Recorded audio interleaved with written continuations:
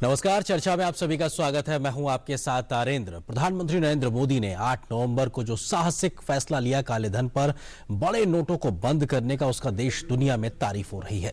प्रधानमंत्री का काले धन के खिलाफ लड़ाई के लिए ये कोई पहला बड़ा कदम नहीं था।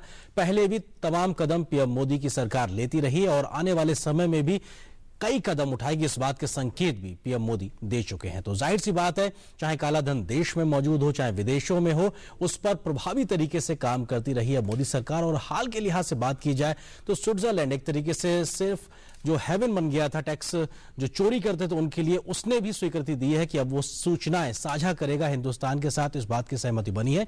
तो जहां एक प्रकार से एक सख्त और साहसिक कदम मोदी सरकार ने काले धन के खिलाफ उठाया है, तो वहीं बड़े नोटों के बंद होने से जो लोगों को समस्याएं आ रही हैं, व्यवहारिक दिक्कतें हो रही हैं, उस पर भी सरकार लगातार रियायतें दे रही है कि कोशिशें कर रही है कि लोगों को दिक्कतें कम से कम की जा सके। तो आज मुद्दे यही है कि हम बात यही कर रहे हैं कि किस प्रकार से सरकार ने जहां सख्त और प्रभावी कदम उठाया है काले धन पे लगाम लगाने के लिए, तो वहीं जो भी दिक्कतें लोगों को आ रही है उस पर किस प्रकार से सरकार उनकी मदद करती नजर आ रही है। इस मुद्दे पर बात करने के लिए दो खास मेहमान इस वक्त स्टूडियो में मौजूद है, उनका परिचय आपसे कराते हैं। मेरे साथ हैं डॉक्टर सचिन चतुर्वेदी, आप जाने माने अर्थशास्त्री। सर, बहुत स्वागत है आपका हमारे साथ जुड़ने के लिए। और वरिष्ठ आर्थिक पत्रकार शुभमय भट्टाचार्य जी, सर आपका भी बहुत स्वागत है। सचिन जी, आपको लगता है कि इतना बड़ा फैसला लेने के बाद में क्या देश की अर्थव्यवस्था पे कितना बड़ा एक बड़े बदलाव की ओर, क्योंकि हम अभी की जो व्यवहारिक समस्या है उसके बारे में तो बात करेंगे, लेकिन बड़ी तस्वीर की बात करें तो कितना बड़ा बदलाव आप आने वाले समय में देखते हैं? देखिए, एक बड़ा बदलाव हमारे सामने जल्द ही आने वाला है। करीब 14 लाख अगर हम सोचें करोड़ रुपए जो हम एक्सपेक्ट कर रहे थे कि करेंसी सर्कुलेशन में है, उसमें से बैंकों में अभी देखें जब से ये कदम 8 तारीख को उठाया गया है तब से अभी तक करीब 5 लाख करोड़ रुपए हमारे पास में बैंकों में आ चुके हैं। 9 लाख करोड़ के करीब का मामला अभी भी बाहर है, जो शायद ऐसा लगता है कि ब्लैक मनी होगा जिसको आने में समय लग रहा है, और कुछ करेंसी इधर उधर भी हो सकती है। 30 दिसंबर तक का समय रखा गया है, तब तक हमें प्रतीक्षा करनी चाहिए। लेकिन अगर मान लीजिए करेंसी लौट करके नहीं आती है जी, तो एक बड़ा हिस्सा हमारे अर्थव्यवस्था में से बाहर है, जो इकोनॉमी के लिए बड़ा अच्छा कोई सूचक नहीं है।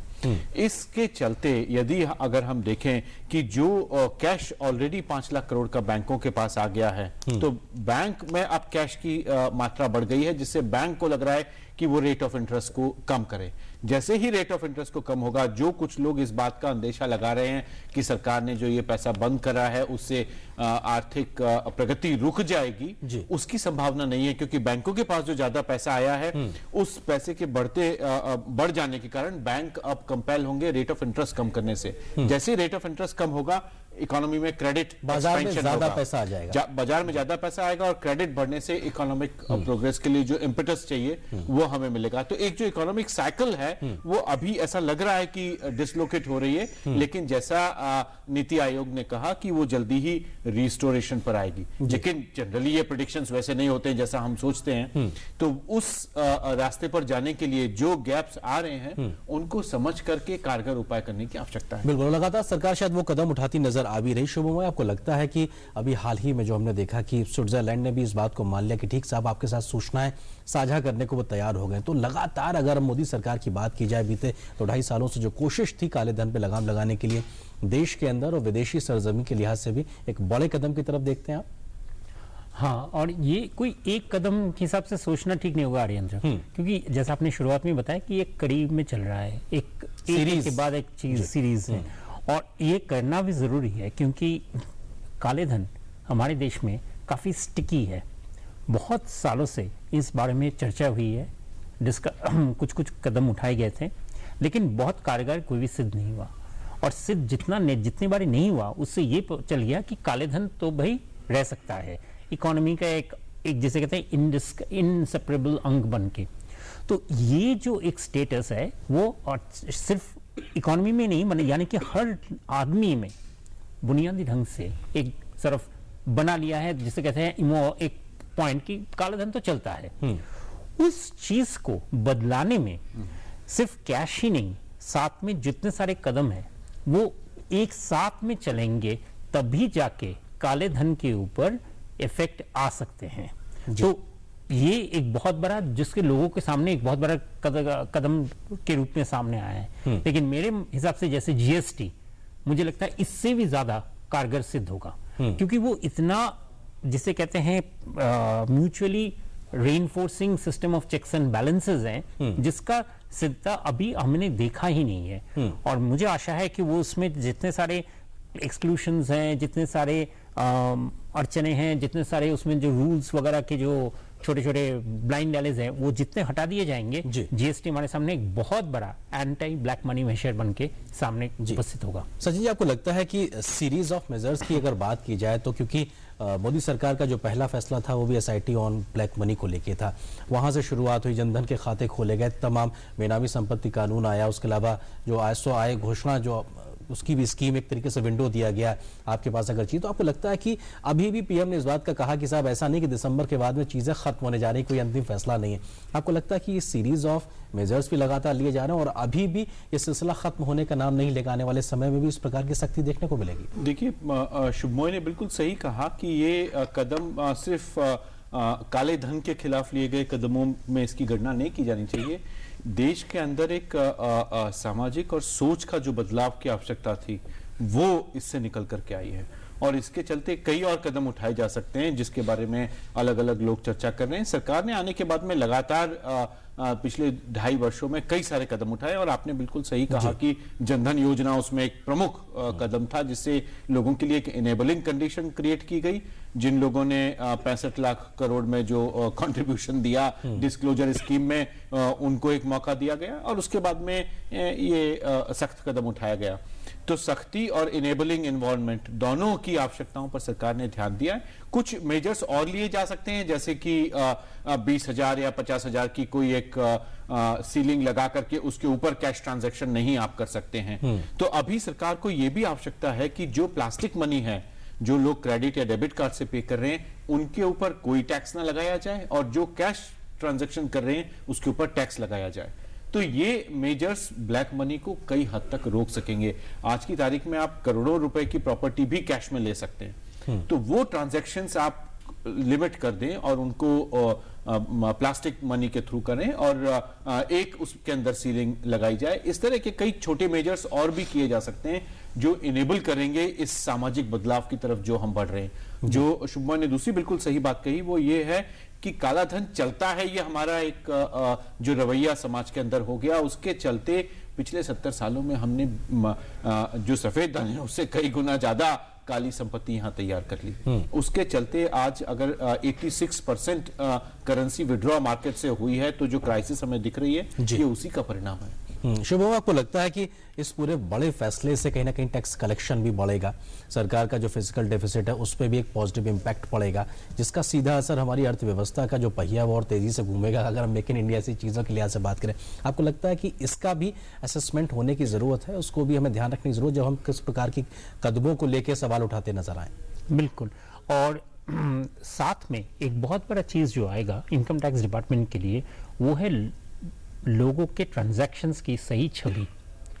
इनकम टैक्स डिपार्टमेंट के लिए बहुत बड़ा वीकनेस था, सचिन जी जो जिस बात का जिक्र कर रहे थे कि इसमें लोगों के उनके पास भारत में सिर्फ 10,000 लोग ही हैं जो डिक्लेयर करते हैं कि अपना 1 करोड़ से ज्यादा इनकम है। ये एब्सर्ड ही नहीं, ये मतलब हास्यास्पद भी नहीं, ये एक अजय मतलब का किंगडम ऑफ एब्सर्ड बोला जा सकता है। और ये इसलिए था और यह चल रहा है क्योंकि इन लोगों के ऊपर, इस तरह की इनकम के ऊपर कोई डेटा हमारे पास कहीं और से उठ के करस्पॉन्डिंग डेटा जिससे हम क्रॉस चेक कर सके और बता सके कि ये लोगों की इनसे कहीं ज्यादा इनकी आबादी है जिनके पास 1 करोड़ से ज्यादा इनकम है, उसका कोई डेटा हमारे पास था ही नहीं। और ये ब्लैक मनी का ये जो ट्रांजैक्शंस का जो दौर चल पड़ा है, बैंकों में इतने पूरा जो 86% हमारे करेंसी 17.5 करोड़ लाख करोड़ करेंसी का 14.5 करोड़ इज 500 रुपए और 100,000 रुपए का करेंसी है। तो इनका ये जो रोल ओवर होगा जी, और हर एक के खाते में निकलना और उसके बाद जाके जुड़ने का ये जो प्रक्रिया होगा, ये इतना बड़ा एक डेटा सेट हमारे लिए प्रस्तुत कर रहा है, जिसका मुझे लगता है इस दौर का सबसे बड़ा उपलब्धि है। और ये इतना बड़ा सहायता मिलेगा बैंकिंग सिस्टम को और जैसे आपने कहा इनकम टैक्स डिपार्टमेंट को, कि पता करने के लिए कि ये पैसा किसके पास से आ रहा है, किस कहां से उठ के आ रहा है, कैसा ट्रांजैक्शन होता है। हमारे पास इसके बारे में ब्लैक मनी के ऊपर हम लोग बहुत बड़ी सचिन जी का इंस्टीट्यूशन काफ़ी इसमें काम कर चुके हैं, RIS और बहुत सारे इंस्टीट्यूशंस काम कर चुके हैं, इसलिए इनको अच्छी तरह से पता है कि जब भी ब्लैक मनी के ऊपर स्टडी होने का कोशिश हुआ है, सबसे बड़ा प्रॉब्लम ये हुआ है कि डेटा, हमारे पास कोई डेटा नहीं है, क्योंकि ये एक जगह पे बंद है, रियल एस्टेट में है, गोल्ड में है या कहाँ पे है, वो हमें एक सिर्फ अंदाजा है कि है। तो ये भूत की तरह बोली है कि सदमे से हमारे चारों तरफ मंडरा रहे हैं, लेकिन हमें पता नहीं है कि ये कहां से निकलते हैं, कैसे जाते हैं। हमारे आसपास की ऐसी वास्तविकता, इसके बारे में हम मोटा अनुमान तो लगाते हैं, लेकिन हमको पता ही नहीं था आखिर वो है क्या। कम से कम अब वो चीजें साफ तरीके से नजर आना शुरू होंगी और उसके आधार पे फैसले भी लिए जा सकते हैं। बिल्कुल, जैसे फॉर इंस्टेंस अगर ब्लैक मनी के ऊपर कहा जाता था कि कितना इसका कितना रीच है या इसका कितना फैलाव है भारतीय इकोनॉमी में, अब तो आप देखेंगे पिछले कई दिनों से इसके बारे में काफी जोर से चर्चा चल रहा है और हर इंस्टीट्यूशन जिसका स्टडी किए हैं काफी बहुत फैला हुआ एस्टिमेट दिए हैं। किसने कहा है 30%, किसने कहा है 26%, किसने कहा है 85%, किसने कहा है 10%। अब ऐसा और किसी चीज में नहीं होता है।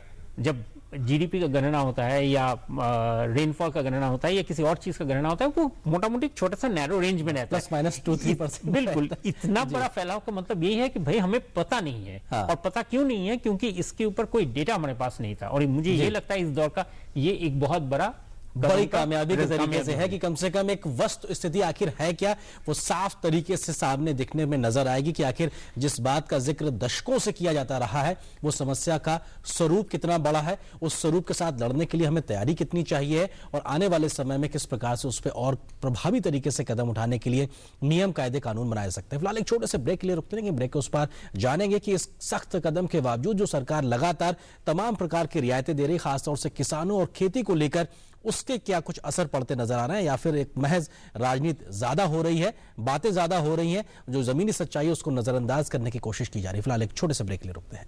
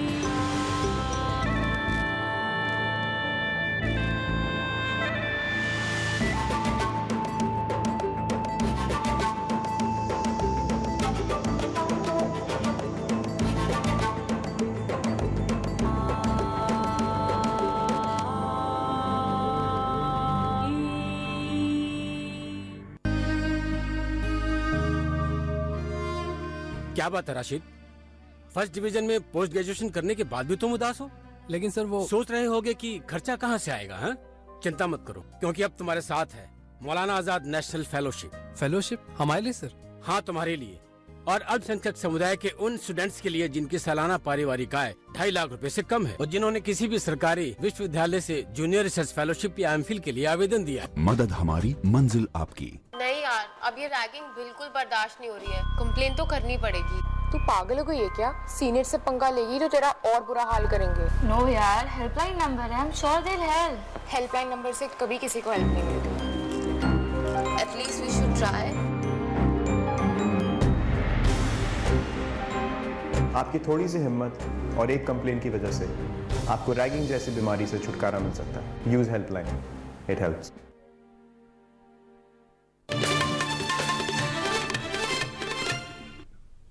और ब्रेक के बाद आप सभी का स्वागत है। आप देख रहे हैं चर्चा में और आज हम बात कर रहे हैं विमुद्रीकरण के इस बड़े फैसले के बाद में किस प्रकार के रियायतें लगातार सरकार ने दी है कि जो भी दिक्कतें परेशानियां लोगों को हो रही हैं उसको कम से कम किया जा सके। दो खास मेहमान लगातार हमारे साथ बने हुए।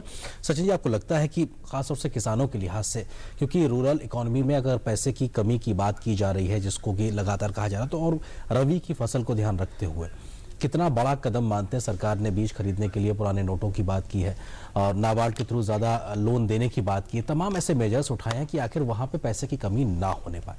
आर्यन जी देखिए, एक बात हमें नहीं भूलना चाहिए कि ये ऐसे समय पे कदम उठाया गया है जब किसानों को पैसे की सख्त आवश्यकता बुआई थी। के लिए। लेकिन ये कहना भी बेमानी होगा कि किसान पूरी तरह से पैसे के साथ इस मार्केट में एंटर करते हैं। हम दशकों से देख रहे हैं कि किसान स्थानीय जो सप्लायर हैं, चाहे सीड के हैं चाहे फर्टिलाइजर्स के हैं, उनसे लोन लेकर के ये काम करते रहे हैं। तो इस सिचुएशन में मुझे ये लगता है कि किसान एक हद तक उस चुंगल से भी बाहर आ पाए हैं जो वर्षों से उनको जकड़े हुए था, जिसके चलते तमाम सुसाइड्स कई जगह पर हो रहे हैं। इसके बारे में हमें एक फर्क नीति के माध्यम से भी विचार करना होगा कि कैसे जो छोटे और मझले किसान हैं उनको इस चुंगल से कैसे बाहर निकाला जाए। और ये बहुत अच्छा मौका है, यह मुझे लगता है कि एक बड़ा अवसर हमारे अर्थव्यवस्था को मिला है जिसमें हम कृषि को इस तरह के चुंगल से बाहर निकाल के ला सकें। कई स्तरों पर जो मार्केट के सप्लायर्स हैं उन लोगों का एक बड़ा जाल बिछा हुआ है जो किसानों को उसमें जकड़े हुए हैं, और उसके चलते न सिर्फ महाराष्ट्र में बल्कि तमिलनाडु में, आंध्र प्रदेश में, मध्य प्रदेश में, छत्तीसगढ़ में कई जगह पे किसान आत्महत्या तक के लिए मजबूर हुए हैं। इस कदम को मुझे लगता है कि एक लॉजिकल एंड तक ले जाने की आवश्यकता है। हमें किसानों के जो पर्सनल डेट का प्रॉब्लम है उसको भी इस समस्या के परिप्रेक्ष्य में देखना चाहिए। शुभम, आपको लगता है कि इस मुद्दे को लेकर राजनीति बहुत हो रही है? संसद में भी हमने देखा, सड़क पे भी देखा, तमाम राजनीतिक दल इस बात को कह रहे हैं कि किसानों के पास पैसा नहीं है। सचिन कह रहा है कि साहब ऐसी जो हमारी आर्थिक गतिविधियां हैं वो दशकों से इस प्रकार की चली आ रही है कि ठीक जब बुआई के बाद फसल कटेगी तो उसका पैसा चुकाया जाता है, और इस प्रकार का लोन लेना एक स्वाभाविक सी चीज है। अगर करस्पॉन्डिंग ईयर्स के हम आंकड़े देखें तो बुआई के लिहाज से बमुश्किल 1-1.5 लाख हेक्टेयर जमीन ही बची है जिसमें बुआई होना बाकी है, बनना लगभग बराबर का ही चीजें चल रही। तो क्या इस समस्या को ज्यादा बढ़ा चढ़ा के कहा जा रहा है? वस्तुस्थिति क्या है खेतों में? अरिंद, देखिए, अगेन भारतीय इकोनॉमी में जो डेटा है उस डेटा के ऊपर बहुत ज़्यादा लोग बात नहीं करते हैं। हमारी जो आलोचनाएं ज़्यादा चलती हैं हमारी क्या थॉट प्रोसेस है, क्या हम उस बारे में क्या सोचना चाहते हैं उसके ऊपर। तो आपने जो जिक्र किया है बिल्कुल वो सही है। और दूसरी बात यह है कि अगर हम ये मान के चले कि फार्मर्स के लिए जो कैश ज़रूरतें हैं 8 तारीख से पहले तो कैश का कोई प्रॉब्लम नहीं था। तो यानी कि जो भी कुछ हुआ होगा पिछले 1 हफ्ते में हुआ होगा, पिछले 2 हफ्ते में जी।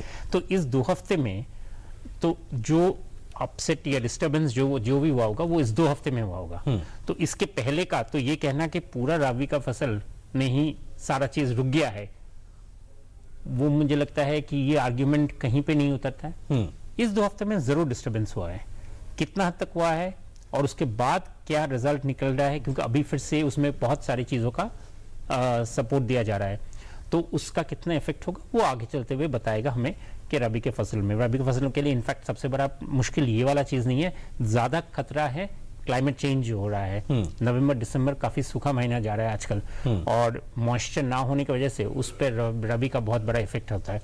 खैर वो बहुत बड़ी बातें है। मोटी बात यह है कि हमारे जो ब्लैक मनी के ऊपर कैश विड्रॉ कर लेने से ये जरूर है कि जो छोटे पैमाने के जो लोग हैं उनके ऊपर जरूर ही झटका आया है, लेकिन झटका उनके ऊपर जितना आया है उससे ज्यादा झटका जिनके पास पैसा है उनके पास आने की वजह से उनकी जो गुहार है वो ज्यादा सुनाई देता है, और वो आवाज लगता है कि वो चूंकि वो अपने आप कोई रास्ते में खड़ा होकर कोई ये तो कोई नहीं कह सकेगा कि भाई मेरे ब्लैक मनी को मत खींचो, तो ये बहुत बड़ा आसान चीज बन जाता है कहना कि भैया गरीबों को बहुत मुश्किल हो रही है। किसानों की हिम्मत बनते नजर आते हैं लोग। हाँ, कि कंस्ट्रक्शन लेबरों को नहीं मिल रहा है। अब ये अलग बात है कि डेटा दिखाता है कि कंस्ट्रक्शन क्षेत्र में बिल्कुल ही प्रॉब्लम होता है, और प्रॉब्लम इसलिए होता है कि महीनों तक कंस्ट्रक्शन वर्कर्स को उनके जो वेतन है वो नहीं मिलते हैं। हमने कई बार इसी जगह पे चर्चा किए हैं कि रियल एस्टेट सेक्टर में हो या किसी भी दूसरे सेक्टर में हो, जो वर्किंग वर्कर्स हैं उनके जो सैलरी है वो कतई टाइम में नहीं आते हैं। तो अभी अगर ब्लैक मनी की वजह से नहीं आ रहे हैं, उससे ज्यादा मैंने देखा है कि हम बहुत बड़ी आलोचना और बहुत सारे रिपोर्ट्स में इस तरीके से लोग सड़कों पे नजर नहीं दिखाई पड़ते, तो तब बात नहीं आती। इसलिए मैंने कहा कि ये जो बात है कि ब्लैक मनी की वजह से बहुत सारे लोगों को परेशानी, या ब्लैक मनी नहीं है, वो उनके सही धन थे और वो सही धन वो लोग देना भी चाहते थे लोगों को, लेकिन वो इस चक्कर में फंस गए हैं। मुझे ये आर्ग्यूमेंट बहुत ही अटपटा से लगता है कि ये जिसे कहते हैं ना कि मैं करना जो मेरे असली मंशा जो है वो मैं रोक के मैं कुछ और कहना चाहता हूं। आप अपनी बात को कहने के तरीके में शील्ड लेने की कोशिश करते हैं, साहब इसके कंधे पर रख के बंदूक चलाएंगे, वो भी किसानों के नाम पे। सचिन जी, आपको लगता है कि क्या वो बड़ा बदलाव भारतीय ग्रामीण अर्थव्यवस्था में देखने को मिलेगा? क्योंकि इतने बड़े फैसले के बाद में चर्चा हर जगह हो रही, चाहे वो किसान हो, चाहे वो साहूकार हो, चाहे वो छोटे मोटे गरीब किसान कर जिन्होंने शायद 1000 का नोट कभी देखा भी ना हो या इतनी ज्यादा रकम उन्होंने रखी भी ना हो, लेकिन क्या वो बड़े बदलाव कैशलेस इकोनॉमी की तरफ बढ़ते हुए, आपका खाता होना चाहिए, सीधे आपको रियायतें आपके खाते में मिलेंगी, क्या इस सब चीजों को लेकर आपको बड़े बदलाव आने वाले समय में ग्रामीण अर्थव्यवस्था में देखने को मिल रहा है? आनंद जी, जैसा बिल्कुल सही आपने अभी मुद्दा रखा, हमारे सामने 2-3 मुख्य चुनौतियां हैं। अगर हम बड़ा कदम अर्थव्यवस्था के मामले में उठा रहे हैं और हम 86% करेंसी को मार्केट से विड्रॉ कर रहे हैं, कुछ 2-3 बड़े कदम उठाने की और आवश्यकता है, और वो आवश्यकता जो वर्षों से हम पोस्टपोन करते आ रहे हैं ग्रामीण क्षेत्रों में, उसकी है।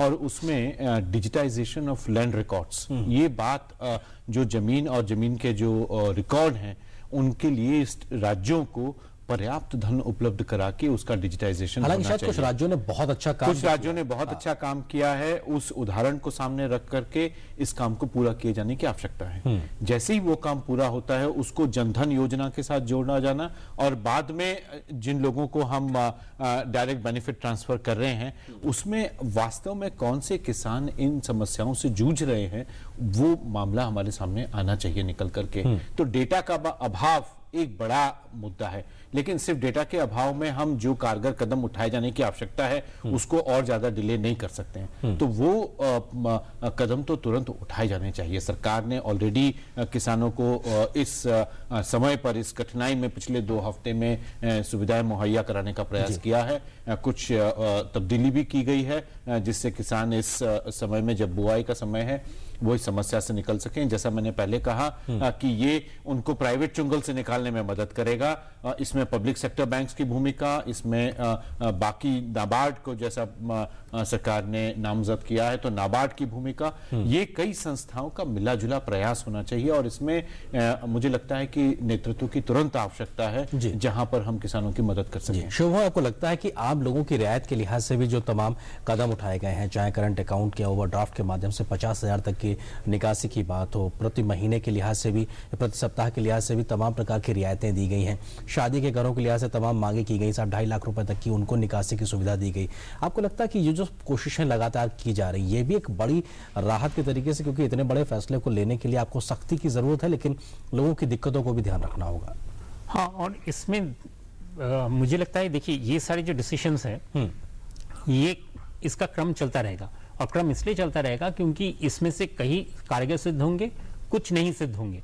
तो उसमें बदलाव, जैसे जैसे वस्तुस्थिति बदलते हैं तो वो सारे चेंजेस लाने पड़ेंगे। इसलिए इनका कैसे चल रहा है वो डिपेंड करता है। बात सही है कि सरकार की तरफ से कोशिश है कि भाई आगे किस तरह की चीज़ों में बदलाव लाया जाए। एक चीज़ मैं जरूर कहना चाहूँगा कि ब्लैक मनी के बारे में काफ़ी राजनीतिक उतर चढ़ाव हो रहा है जी। ब्लैक मनी के सारे अर्थशास्त्री, सारे लोग ये मानने को लिए तैयार हैं कि ब्लैक मनी का बहुत बड़ा जो लोगों पे वार होता है वो है एजुकेशन में और रियल एस्टेट में और हेल्थ में। और ये तीनों चीज़ों में सबसे बड़ा भूमिका स्टेट गवर्नमेंट का है। बहुत सारे स्टेट गवर्नमेंट्स अभी तक इनमें कुछ भी बहुत काम नहीं किए हैं। एजुकेशन सेक्टर में क्या उन्होंने कोई रोकाव लाए हैं कि किस तरह से कैपिटेशन फीस को रोका जाए? ये सेंट्रल गवर्नमेंट का काम नहीं है। हेल्थ सेक्टर में हॉस्पिटल्स कैश में पैसा लेते हैं, बहुत बातें होती है, हॉस्पिटल्स में आग भी लग जाते हैं। कितने स्टेट गवर्नमेंट्स उठ के इन हॉस्पिटल्स के ऊपर कोई कारगर कदम लिए हैं, इनके ऊपर कोई कंट्रोल लिए हैं? ये पूरा उनके हाथ में आता है। और तीसरी चीज है real estate. Real estate act केंद्र सरकार पारित कर चुके हैं अगस्त में। अभी तक कितने स्टेट ने रियल एस्टेट रेगुलेटर का सेटअप किए हैं? जिन्होंने भी नई सेटअप किए हैं उससे पता चलता है कि उनका कितना असल में कितना मानसिकता और कितना उत्साह है ब्लैक मनी रोकने के लिए। मैं ये तीनों का ही जिक्र किया क्योंकि ये तीनों ही लोगों को सबसे बड़ा खटक करता है और इन तीनों में स्टेट गवर्नमेंट का ही रोल है, इसमें सेंट्रल गवर्नमेंट का कोई रोल नहीं है और ये तीनों ही है सबसे बड़ा ब्लैक मनी जनरेशन होने का रास्ता। और बिल्कुल, और इस बात में मैं एक बात अपनी तरफ से जोड़ते हुए कि साहब इस प्रकार की लॉबीज में सबसे ज्यादा बैठे हुए लोगों में शायद राजनीतिक दल के लोग भी बैठे हुए डिफरेंट स्टेट्स के लिहाज से अगर बात की जाए। वक्त हमारे पास इतना ही है। शुभ आपका और सचिन आपका बहुत शुक्रिया हमारे साथ चर्चा में जुड़ने के लिए। तो ये इसमें कोई दो राय की तमाम कोशिशें काले धन पर लगाम लगाने के लिए मोदी सरकार कर रही है। तमाम रियायतें भी लोगों की व्यवहारिक समस्याओं को ध्यान रखते दी जा रही है, लेकिन जहां पे अब राज्यों को भी अपने हिस्से की जिम्मेदारी को निभाना, उसके लिए उन्हें भी आगे आना होगा। प्रधानमंत्री नरेंद्र मोदी ने 50 दिन का वक्त मांगा था, लोगों को यह कहा था कि हाँ कुछ दिक्कतें हो सकती हैं, उसके लिए देश तैयार है, लेकिन क्या हमारी व्यवस्था में हर एक जगह बैठे हुए लोग उस बदलाव को स्वीकारने के लिए तैयार हैं? ये अपने आप में एक बड़ा सवाल है। आज चर्चा में बस इतना ही, लेकिन डीडी न्यूज पर खबरों का सफर लगातार जारी रहेगा। नमस्कार।